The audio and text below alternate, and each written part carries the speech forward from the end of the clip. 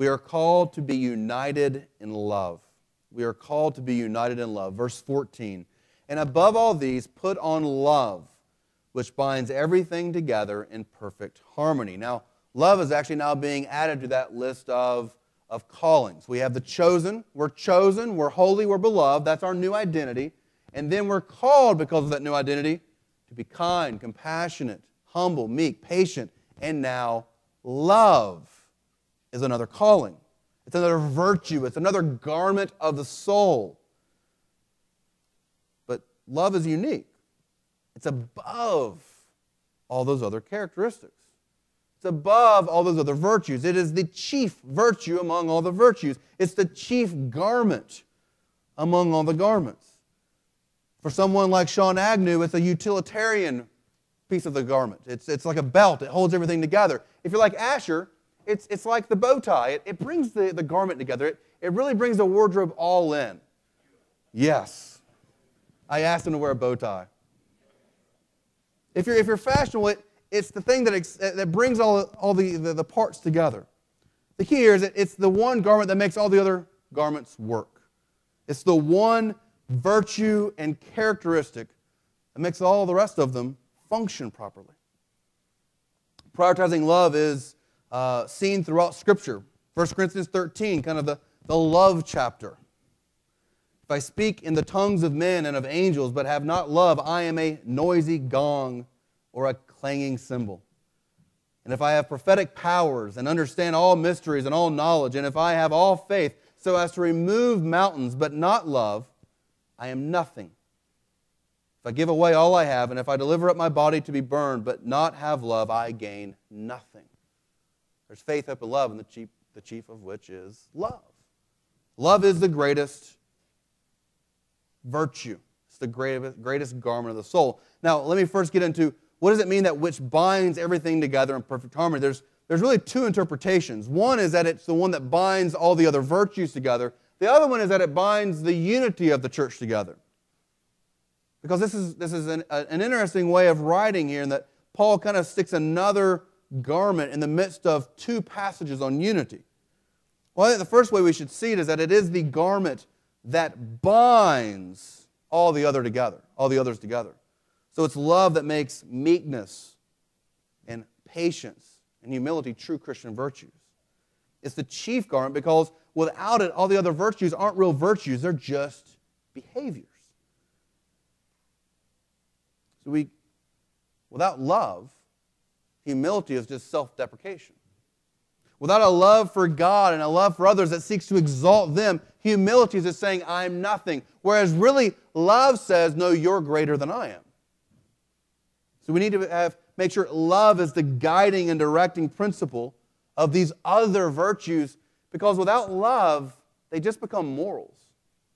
Now, I said once that I'm not called to preach morality. I'll modify that a bit for the kickback I got. I'm not called to preach mere morality.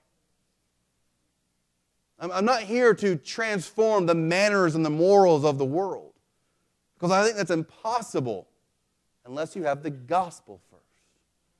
You see, all these other attributes, all these other actions, all these other behaviors and attitudes, they're meaningless unless they have love as their driving force. A love from God that is focused on the gospel. A love for God that makes us want to be truly kind, humble, and meek.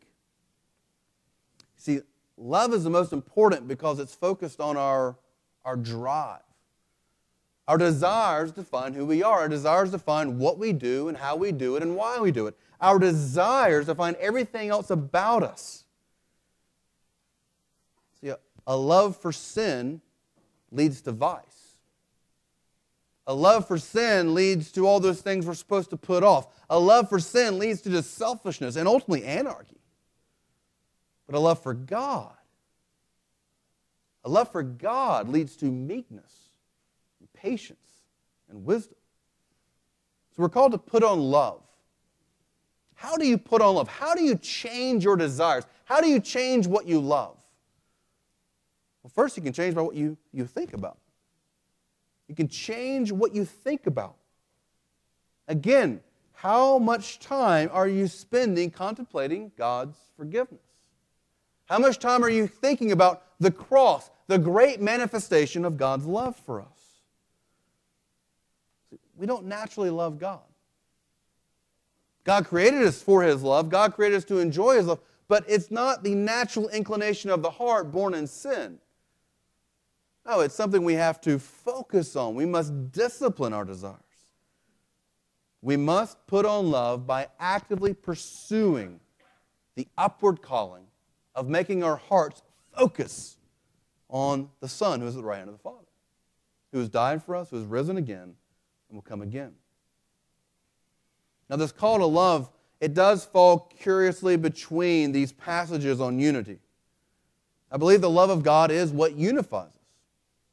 It's forgiving one another because God has forgiven us, and that is a great demonstration of His love.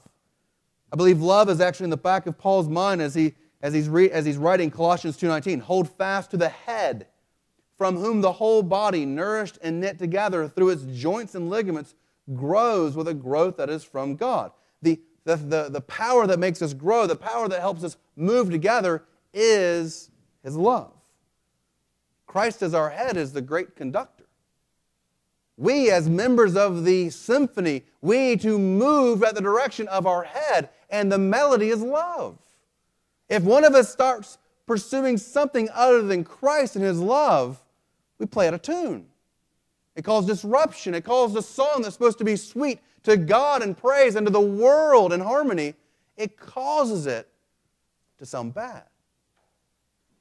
That's why arguments within the church, that's why I think Satan has intentionally attacked the unity of churches, because that is a great evangelistic opportunity. We must all seek to obey the head who leads us in the song of love. This is why I love the song, Come Thou Fount. Tune my heart. We must ask God to be tuning our hearts to hear His song of love so we can play the song of love.